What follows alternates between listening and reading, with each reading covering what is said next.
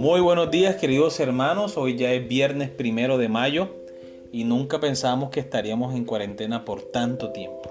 Sí, ha sido difícil, pero también hemos podido ver la mano de Dios al guardarnos, al ayudarnos a encontrar en esta cuarentena el tiempo para estudiar, para aprovecharlo, para estar más cerca de Él. Así que, bueno, veámoslo como una bendición, ¿verdad? Bueno, vamos a iniciar con ustedes, Stephanie Franco Y Eric Colón. Bienvenidos.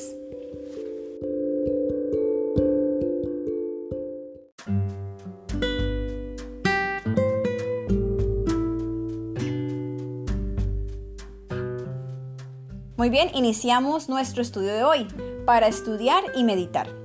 En el capítulo sobre interpretación bíblica del Tratado de Teología Adventista del Séptimo Día, lee las partes sobre la analogía de las Escrituras son su propio intérprete, la coherencia de las Escrituras y la claridad de las Escrituras, páginas 75 a la 77. También leeremos la educación, capítulo 20, la enseñanza y el estudio de la Biblia, en las páginas 185 a la 192, y mensajes selectos, tomo 3, la primacía de la palabra, páginas 31 a la 35. Muy bien, empezaremos nuestros estudios por partes. Leeremos primero Analogía de las Escrituras, que lo encontramos en el Tratado de Teología Adventista del Séptimo Día, y vamos a ir leyendo cada uno de los puntos y presentando un ejemplo bíblico para ir entendiendo mejor. El principio de la analogía de las Escrituras tiene 3 aspectos principales. Número 1, las Escrituras son su propio intérprete. Número 2, la coherencia de las Escrituras. Y número 3, la claridad de las Escrituras. Empezamos con el primer punto. Las Escrituras son su propio intérprete. Según lo expresó Martín Lutero, las Escrituras son su propia luz, por causa de la unidad subyacente entre las variadas partes de la Escritura. Una porción de la Escritura interpreta a la otra y se torna en la clave para entender pasajes relacionados. Tenemos un ejemplo en el libro de Proverbios, capítulo 23, versículo 26. La palabra de Dios dice: «Dame, hijo mío, tu corazón y miren tus ojos por mis caminos». ¿Cómo podemos entender la palabra corazón? Exactamente a qué se refiere. Bien, para saber a qué se refiere, pues la misma Biblia es la que nos va a decir, porque como estamos mirando el punto de que las Escrituras son su propio intérprete, pues vamos a dejar que ellas mismas sean las que nos expliquen. Vamos a mirar Mateo capítulo 15, versículo 19. Porque del corazón salen los malos pensamientos, los homicidios, los adulterios, las fornicaciones, los hurtos, los falsos testimonios, las blasfemias. Ahí tenemos la primera mención de la palabra corazón. Y el hecho de que este versículo haga alusión a pensamientos nos da a entender que la palabra corazón no se refiere al órgano que bombea la sangre en todo nuestro cuerpo, sino más bien a la mente, que es donde se encuentran los pensamientos. Pero creo que podemos ver otras citas más para confirmar lo que tú estás diciendo. Miremos ahora Proverbios capítulo 4, versículo 23. Sobre toda cosa guardada, guarda tu corazón, porque de él mana la vida. Proverbios capítulo 2, versículos 2 al 6. Haciendo estar atento tu oído a la sabiduría, si inclinares tu corazón a la prudencia, si clamares a la inteligencia y a la prudencia dieres tu voz, si como a la plata la buscares y la escudriñares como a tesoros, entonces entenderás el temor de Jehová y hallarás el conocimiento de Dios, porque Jehová da la sabiduría y de su boca viene el conocimiento y la inteligencia. Aquí notamos que está hablando que si inclinamos el corazón a la prudencia, y también está hablando de la sabiduría, está hablando del conocimiento y de la inteligencia. ¿Y todo esto dónde se almacena? En la mente. En la mente. Entonces podemos ver una vez más que está refiriéndose no al músculo, al órgano, sino a la mente. Al cerebro. Al cerebro. Entonces corazón realmente significa mente, como tú lo mencionabas hace un momento. Pero leamos qué dicen los comentaristas bíblicos, los expertos estudiosos de la palabra de Dios, los grandes teólogos que han escrito los comentarios acerca de la Biblia. En el comentario de la Biblia de estudio de Andrew, de Proverbios 4, 23, dice: guarda tu corazón, tu mente es lo que debes proteger con más cuidado. Y nos manda a leer la nota de Proverbios capítulo 2, versículo 2, que fue el que leímos hace un momento. Y en esa nota dice: inclinas tu corazón, dedicas tu esfuerzo a obtener discernimiento. El corazón en la Biblia se refiere al intelecto, no a los sentimientos y las emociones.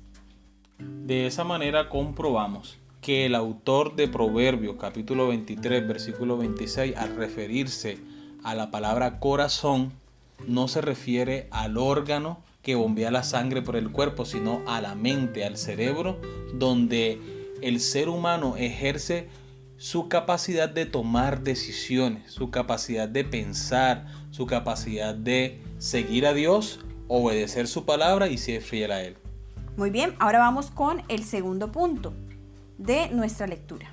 Coherencia de las Escrituras. Jesús expresó concisamente este aspecto de la analogía de las Escrituras. La Escritura no puede ser quebrantada, como dijo en Juan capítulo 10 versículo 35. Puesto que las Escrituras tienen un solo autor divino, sus diversas partes mantienen coherencia entre ellas. Por esto no puede oponerse un pasaje bíblico a otro. Todas las doctrinas de la Biblia concuerdan unas con otras. La interpretación de pasajes individuales armonizará con la totalidad de lo que la Biblia enseña sobre un tema dado. Aunque los diferentes autores bíblicos pueden aplicar distinto énfasis sobre un mismo evento o asunto, lo harán sin contradecirse ni malinterpretarse. Esto se demuestra especialmente en el caso de pasajes paralelos como en los 4 evangelios. Cada escritor registró lo que más le impresionó bajo la inspiración del Espíritu, y sabido es que se requiere de cada faceta del todo para obtener un cuadro completo y equilibrado. Hablando de los 4 evangelios, tenemos un caso bastante particular y queremos presentarle este ejemplo para que podamos entender qué es lo que dice este tratado teológico. El texto lo encontramos en Marcos capítulo 1 versículo 16 al 20, que también lo encontramos en Mateo 4, 18 al 22 y en Lucas capítulo 5 versículo 1 al 11. Voy a leer Marcos capítulo 1 versículo 16. Caminando Jesús junto al mar de Galilea, vio a Simón y a su hermano Andrés que echaban la red en el mar, porque eran pescadores, y les dijo: venid en pos de mí y yo os haré pescadores de hombres. Al instante dejaron sus redes y lo siguieron. Y un poco más adelante vio a Santiago, hijo de Zebedeo, y a su hermano Juan, que estaban en la barca arreglando las redes. Enseguida los llamó, y ellos dejaron a su padre Zebedeo en la barca con los jornaleros y siguieron a Jesús. Mateo capítulo 4 versículos 18 al 22. Pasando Jesús junto al mar de Galilea, vio a 2 hermanos, Simón llamado Pedro y a su hermano Andrés, que echaban la red en el mar, porque eran pescadores.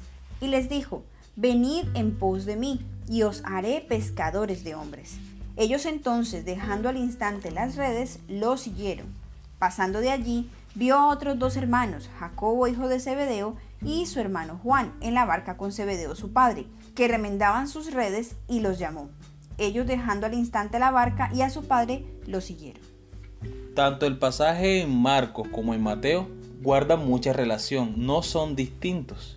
Pero cuando leemos Lucas capítulo 5 encontramos todo un panorama que no se menciona en los anteriores pasajes. Lucas capítulo 5 versículo 1. Un día Jesús estaba junto al lago de Genesaret y la gente se aglomeró ante él para oír la palabra de Dios. Vio 2 barcas cerca de la orilla del lago. Los pescadores habían descendido y lavaban sus redes. Subió a una de esas barcas, que era de Simón, y le rogó que se alejara un poco de la tierra, y sentándose enseñaba a la gente desde la barca. Cuando terminó de hablar, dijo a Simón: boga mar adentro y echa vuestras redes para pescar. Respondió Simón: Maestro, hemos trabajado toda la noche y nada hemos pescado, pero por tu palabra echaré la red. Y al hacerlo así, apresaron tal cantidad de peces que la red se rompía. Entonces hicieron señas a los compañeros que estaban en la otra barca para que viniesen a ayudarles. Y vinieron y llenaron las 2 barcas de tal manera que casi se hundían. Al ver esto, Simón Pedro cayó de rodillas ante Jesús y le dijo: apártate de mí, Señor, porque soy hombre pecador. Ahora entendemos lo que dice Mateo y lo que dice Marcos con relación a este pasaje. ¿Cómo es que Jesús llega ante los pescadores y les dice: síganme? Y ellos dejan todo y lo siguen inmediatamente. ¿Cómo podríamos explicar eso? Que ellos dejan todas sus cosas, incluso dejan a su padre allí y empiezan a seguir a Jesús. Lucas nos amplía el panorama y ahora nos permite entender por qué Pedro y los demás discípulos toman esa decisión al instante. Claro, ellos vieron el poder de Dios, ellos vieron ese gran milagro. Toda la noche intentaron pescar por lo menos un par de peces, pero no pudieron. Y solo a pocos metros de la orilla en el mar, lanzaron la red y capturaron tal cantidad de peces que las redes se rompían y las dos barcas se hundían. Eso impresiona la mente de cualquier persona. Y si Jesús fue capaz de hacer eso, se preguntaría Pedro, ¿qué más puede hacer el Señor? Muy bien, es algo para que cada vez nos animemos más a estudiar la palabra del Señor. Como este texto, hay muchos otros que también nos pueden dar panoramas mucho más grandes para darnos cuenta de qué era lo que estaba pasando. Vamos con el punto número 3, claridad de las Escrituras. Las Escrituras también sostienen que existe una intención definida por comunicar la verdad por parte de los escritores bíblicos, y no una multiplicidad subjetiva e incontrolada de significados. Jesús y los apóstoles hablaron con autoridad. No dieron una de muchas interpretaciones posibles de un pasaje, sino su verdadero significado según la intención del escritor humano y el autor divino. De igual modo, la interpretación del Nuevo Testamento no pretende agotar el significado de un pasaje particular del Antiguo Testamento. Todavía hay lugar para una exégesis escrupulosa. También hay instancias en las que el escritor bíblico intencionalmente empleó una terminología o fraseología con una amplitud de significado que abarca varias acepciones diferentes según lo indica el contexto inmediato del pasaje. Bien, para este punto vamos a presentar un ejemplo bastante interesante que encontramos en las Sagradas Escrituras. Noten lo que dice Santiago capítulo 2, versículo 14, hablando acerca de la justificación del ser humano. Hermanos míos, ¿de qué aprovechará si alguno dice que tiene fe y no tiene obras? ¿Podrá la fe salvarle? Versículo 21. ¿No fue justificado por las obras Abraham, nuestro padre, cuando ofreció a su hijo Isaac sobre el altar? ¿No ves que la fe actuó juntamente con sus obras y que la fe se perfeccionó por las obras? Y se cumplió la escritura que dice, Abraham creyó a Dios y le fue contado por justicia y fue llamado amigo de Dios. Vosotros veis pues que el hombre es justificado por las obras y no solamente por la fe. Esto lo dice Santiago.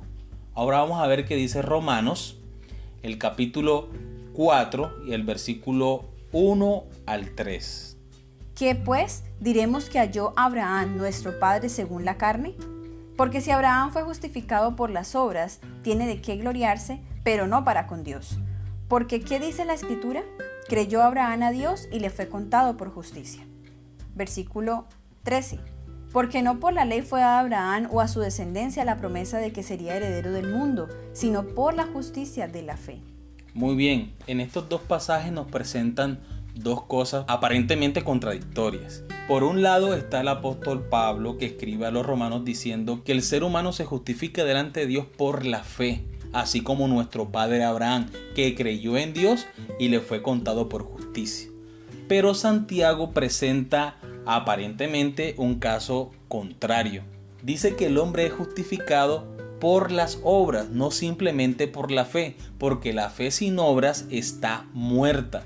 Ambos autores bíblicos están citando el libro de Génesis, el capítulo 15, el versículo 6. Y creyó a Jehová y le fue contado por justicia. Son referencias del Antiguo Testamento que utilizan para enseñar un principio de vida cristiana acerca de la justificación del hombre para con Dios. ¿Cómo podemos entender este pasaje de las Sagradas Escrituras si aparentemente hay una contradicción? ¿Quién tiene la razón? ¿La tiene Santiago o la tiene Pablo? ¿Cómo lo podemos entender? Creo que ahí lo más importante es mira también el contexto. Muy bien. Sucede que Pablo le está hablando a un grupo de creyentes que creen que por medio de las obras pueden alcanzar la salvación. Mientras que Santiago le habla a un grupo de creyentes que creen que solo por la fe y nada más que la fe ellos pueden ser salvos. Pero ambos autores están tratando de buscar el equilibrio en la vida cristiana. Es necesario la fe en la vida del ser humano, pero una fe que obra la voluntad de Dios, como le presenta el libro de Efesios, el capítulo 2 y el versículo 8. Efesios capítulo 2, versículos 8 al 10. Porque por gracia sois salvos por medio de la fe, y esto no de vosotros, pues es don de Dios, no por obras para que nadie se gloríe. Porque somos hechura suya, creados en Cristo Jesús para buenas obras, las cuales Dios preparó de antemano para que anduviésemos en ellas. Notan que ahora Este texto de la palabra de Dios toma tanto el argumento de Santiago como el argumento de Pablo y los compone en una sola enseñanza, en un solo principio de vida cristiana. Es cierto que nosotros somos salvos por la gracia, por medio de la fe, no por obras, porque es un don de Dios para que nadie se gloríe. Pero lo que Dios espera de cada creyente es que nosotros podamos obrar las buenas obras que Dios preparó de antemano para que anduviésemos en ellas. Las obras son una evidencia de que hemos aceptado a Jesús como nuestro Salvador personal. Las obras son una evidencia de que hemos creído y las obras son una evidencia de nuestra fe. Si nosotros no tenemos fe, entonces tampoco podremos hacer las obras del Señor. El ejemplo que están utilizando los dos autores bíblicos es el caso de Abraham cuando lleva a su hijo Isaac a ser sacrificado. El Señor le da una orden que debe sacrificar a su hijo. Abraham obedece a la voz del Señor, aunque su corazón decía que hiciera lo contrario. Él obedece, toma a su hijo, las provisiones y lo lleva hasta el monte para ser sacrificado. Pero en su corazón guardaba la fe, que así como Dios podía quitar la vida, también la podía devolver. Abraham creyó en todo momento que los dos subirían al monte y bajarían, así como lo expresa el relato bíblico. Todo el tiempo Abraham creyó que volvería con su hijo de nuevo a casa. Ahí está en función tanto la fe como la obediencia. Pero mira que es importante ver que la Biblia nos permite conocer esta historia para que entendamos que no solamente con creer ya fue, sino que necesitamos obrar, como decías tú ahora, conforme a esa fe que tenemos, creyendo. No que en nuestro corazón creemos algo, pero con la boca y con las acciones mostramos algo totalmente diferente.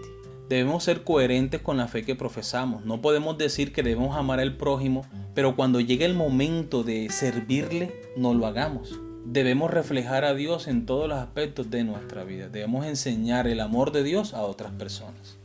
Muy bien, continuamos ahora con la lectura de La Educación, capítulo 20, la enseñanza y el estudio de la Biblia. Y Mensajes Selectos, tomo 3, la primacía de la palabra. Hablando de Jesús, durante su ministerio, su íntimo conocimiento de las Escrituras dio testimonio de la diligencia con que las había estudiado. Y puesto que él obtuvo su conocimiento del mismo modo como podemos obtenerlo nosotros, su maravilloso poder mental y espiritual es una prueba del valor de la Biblia como medio educativo. El estudio de la Biblia requiere nuestro más diligente esfuerzo y nuestra más perseverante meditación. Con el mismo afán y la misma persistencia con que el minero excava la tierra en busca de tesoro, debemos buscar nosotros el tesoro de la palabra de Dios. En el estudio diario, el método que consiste en examinar un versículo tras otro es a menudo de mucha utilidad. Tome el estudiante un versículo, concentre la mente para descubrir el pensamiento que Dios encerró allí para él y luego medite en él hasta hacerlo suyo. Un pasaje estudiado en esa forma, hasta comprender su significado, es de más beneficio que la lectura de muchos capítulos sin propósito definido y sin que se obtenga verdadera instrucción. Una de las principales causas de la ineficacia mental y la debilidad moral es la falta de concentración para lograr fines importantes. La Biblia es su propio intérprete. Debe compararse texto con texto. El estudiante ha de aprender a considerar la Biblia como un todo y a ver la relación que existe entre sus partes. Tiene que adquirir el conocimiento de su gran tema central, del propósito original de Dios hacia el mundo, del comienzo de la gran controversia y de la obra de la redención. Muy bien, continuamos con el capítulo número 4 de Tomos Selectos, el tomo 3, la primacía de la palabra. Aquí la sierva del Señor se toma el tiempo para darle el lugar que le corresponde a la Biblia. Voy a leer por lo menos 3 apartes. Relación de los escritos de Elena de White con la Biblia, recomendándola como el libro supremo. Recomiendo al amable lector la palabra de Dios como regla de fe y práctica. Por esa palabra hemos de ser juzgados. En ella Dios ha prometido dar visiones en los postreros días, no para tener una nueva norma de fe, sino para consolar a su pueblo y para corregir a los que se apartan de la verdad de la Biblia. Otra cita: no ha de tomar el lugar de la palabra de Dios. El Señor desea que estudiéis vuestras Biblias. Él no ha dado ninguna luz adicional para tomar el lugar de la palabra de Dios. Esta luz se da con el propósito de concentrar en su palabra las mentes confundidas, y si se asimilan y digiere es la sangre y la vida del alma. Y por último, adquirid las pruebas de la Biblia. En el trabajo público no hagáis prominente ni citéis lo que la hermana Elena de White ha escrito, como autoridad para sostener vuestra posición. El hacer esto no aumentará la fe de los testimonios. Presentad vuestras evidencias en forma clara y sencilla, extrayéndolas de la palabra de Dios. Un así, dice el Señor, es el testimonio más poderoso que podéis presentar a la gente. Que nadie sea educado a mirar a Elena de White, sino a Dios poderoso que ha instruido a Elena de White. Debería enseñarse al estudiante de la Biblia a acercarse a ella con el espíritu del que aprende. Debemos escudriñar sus páginas, no en busca de pruebas que apoyen nuestras propias opiniones, sino para saber lo que Dios dice. Solo se puede obtener un verdadero conocimiento de la Biblia mediante la ayuda del Espíritu que dio la palabra, y a fin de obtener ese conocimiento debemos vivir de acuerdo con él. Debemos obedecer todo lo que la palabra de Dios manda. El estudio de la Biblia requiere nuestro más diligente esfuerzo y nuestra más perseverante meditación. Con el mismo afán y la misma persistencia con el que el minero excava la tierra en busca de tesoro, deberíamos buscar nosotros el tesoro de la palabra de Dios. La Educación, página 189. Cuando hagan de la Biblia vuestro alimento, vuestra comida y vuestra bebida, cuando hagan de sus principios los elementos de vuestro carácter, sabrán mejor cómo recibir el consejo de Dios. Exalto la preciosa palabra de Dios delante de ustedes hoy. No repitan lo que yo he dicho. La hermana de Elena de White ha dicho así y la hermana White ha dicho asá. Descubran lo que el Señor de Israel ha dicho y entonces hagan lo que Él ordena. Mensajes Selectos, tomo 3, página 35. Muy bien, vamos ahora a las preguntas. ¿Qué creencias erróneas tienen algunos porque solo analizaron algunos textos selectos en vez de estudiar todo lo que dice la Biblia sobre un tema? Muy bien, queremos presentar una creencia de una congregación religiosa. En la Biblia, el uso de la expresión Espíritu Santo indica que es una fuerza controlada que Jehová Dios usa para llevar a cabo diversos propósitos. Hasta cierto grado puede compararse con la electricidad, una fuerza que puede emplearse para una gran variedad de funciones. Y el ejemplo que presentan es en Génesis capítulo 1 versículo 2. La Biblia declara que la fuerza activa, es decir, el Espíritu de Dios, se movía de un lado a otro sobre la superficie de las aguas. Aquí el Espíritu de Dios era su fuerza activa obrando para dar forma a la tierra. Algunas congregaciones religiosas creen que el Espíritu Santo solo es una fuerza activa de Dios, el poder de Dios para obrar su voluntad, pero no tienen en cuenta la gran evidencia bíblica que hay acerca del Espíritu Santo como la tercera persona de la deidad. Tenemos muchas evidencias bíblicas que comprueban la naturaleza del Espíritu Santo en igualdad con el Padre y el Hijo. El primer texto lo encontramos en Lucas capítulo 1 versículos 28 al 35. Y entrando el ángel en donde ella estaba, dijo: Salve, muy favorecida, el Señor es contigo, bendita tú eres entre las mujeres. Mas ella, cuando vio, se turbó por sus palabras y pensaba: ¿qué salutación será esta? Entonces el ángel le dijo a María: No temas, porque has hallado gracia delante de Dios. Y ahora concebirás en tu vientre y darás a luz un hijo y llamarás su nombre Jesús. Este será grande y será llamado Hijo del Altísimo, y el Señor Dios le dará el trono de David su padre. Y reinará sobre la casa de Jacob para siempre, y su reino no tendrá fin. Entonces María dijo al ángel: ¿Cómo será esto? Pues no conozco varón. Respondiendo el ángel le dijo: El Espíritu Santo vendrá sobre ti, y el poder del Altísimo te cubrirá con su sombra. Por lo cual también el santo ser que nacerá será llamado Hijo de Dios. Aquí vemos las tres personas de la deidad interactuando en el plan de salvación: el Padre, el Hijo y el Espíritu Santo. Un texto más lo encontramos en Mateo capítulo 3 versículos 16 y 17. Y Jesús, después que fue bautizado, subió luego del agua, y he aquí los cielos le fueron abiertos, y vio al Espíritu de Dios que descendía como paloma y venía sobre él. Y hubo una voz de los cielos que decía: Este es mi Hijo amado, en quien tengo complacencia. Nuevamente vemos las tres personas de la deidad, Padre, Hijo y Espíritu Santo, interactuando en el plan de la salvación, en el ministerio que estaba ejerciendo Cristo en la tierra en favor del ser humano. Otro texto más lo encontramos en Juan 14, versículo 15 al 17. Si me amáis, guardad mis mandamientos, y yo rogaré al Padre, y os dará otro consolador, para que esté con vosotros para siempre, el Espíritu de verdad, al cual el mundo no puede recibir, porque no le ve ni le conoce, pero vosotros le conocéis, porque mora con vosotros y estará en vosotros. En este caso vemos algo bastante interesante en esta cita, y es que Jesús dice que dará otro consolador. La palabra otro se refiere a que es otro igual a Él, que tiene el mismo rango, el mismo nivel que Él, que es Dios igual que Él. Así que aquí vemos una de las muestras de por qué el Espíritu no puede ser una fuerza. Y también en la misma cita, hacia el final, el 17, vemos que el Espíritu Santo dice que vosotros le conocéis. Cuando conocemos a alguien, a una persona. Mora con vosotros y estará en vosotros, porque es una persona. Muy bien, otro texto lo encontramos en Romanos capítulo 8, versículo 26. Y de igual manera el Espíritu nos ayuda en nuestra debilidad, pues que hemos de pedir como conviene. No lo sabemos, pero el Espíritu mismo intercede por nosotros con gemidos indecibles. El Espíritu Santo no puede ser simplemente una fuerza activa de Dios si Romanos presenta que Él intercede por nosotros delante del trono de la gracia mediante gemidos indecibles. Es decir, Él nos ayuda en nuestra debilidad. Nosotros somos seres limitados por nuestra mente pecaminosa.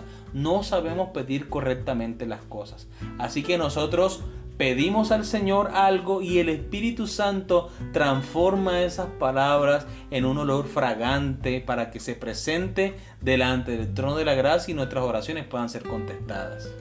Otra evidencia textual la encontramos en el libro de Hechos, capítulo 5, versículo 3. Y dijo Pedro: Ananías, ¿por qué llenó Satanás tu corazón para que mintieses al Espíritu Santo y sustrajeses del precio de la heredad?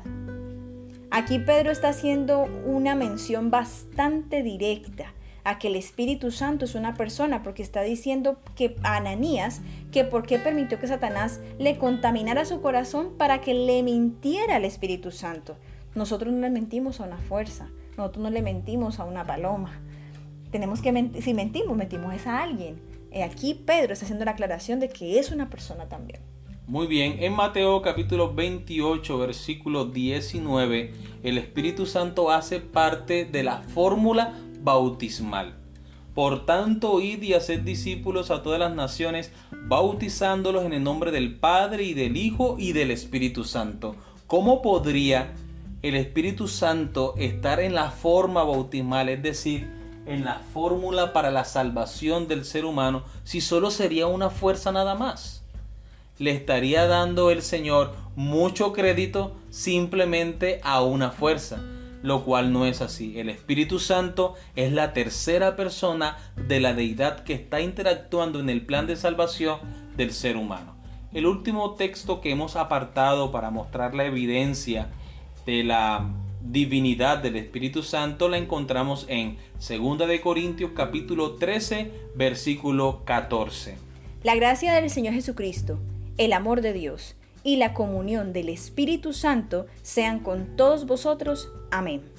El apóstol Pablo, en su salutación final para los hermanos de Corinto, para bendecir al pueblo, para bendecir a la iglesia, dice: la gracia del Señor Jesucristo, el amor de Dios refiriéndose al Padre y la comunión del Espíritu Santo sean con todos vosotros.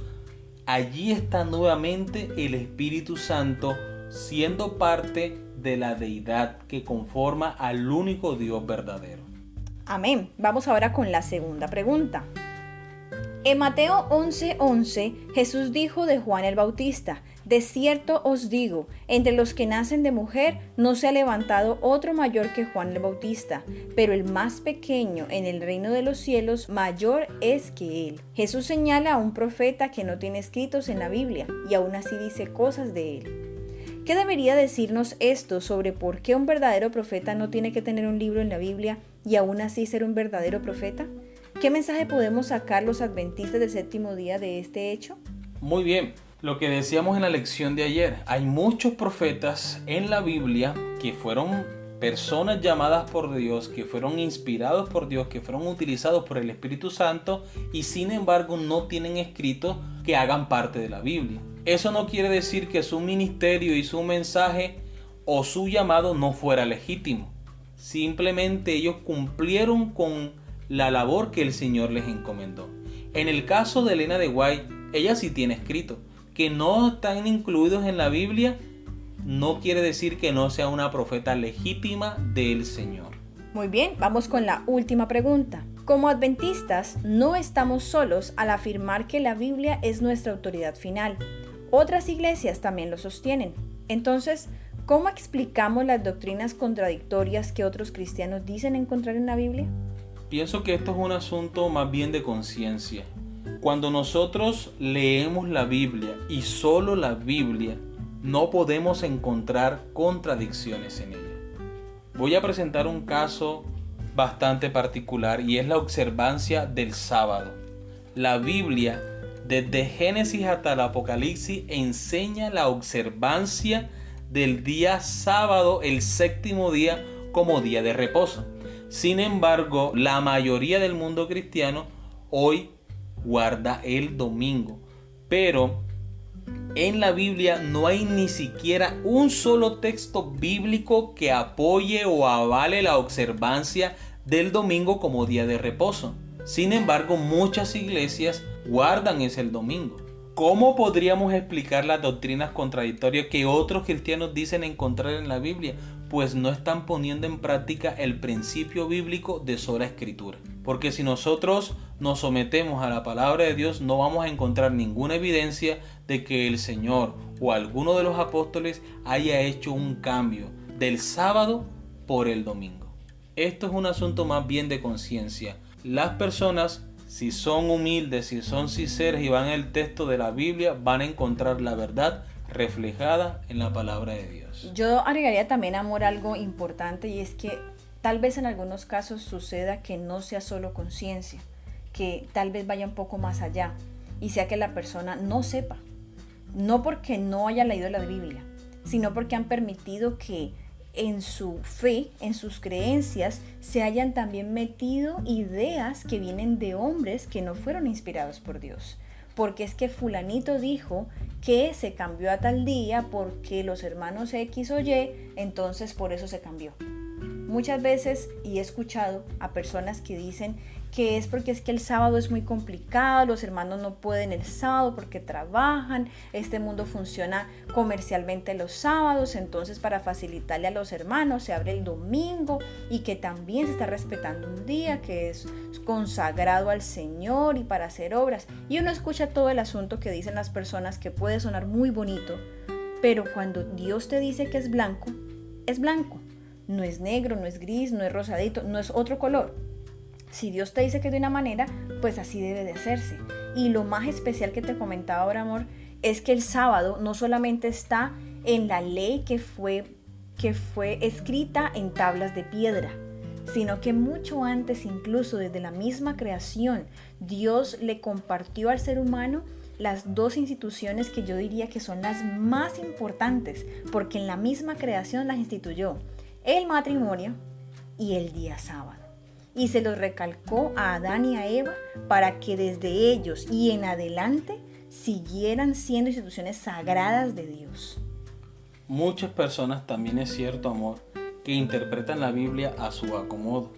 Hablando de este asunto del sábado, muchos de ellos interpretan el sábado como la palabra sábado significa descanso, reposo, Sabbat.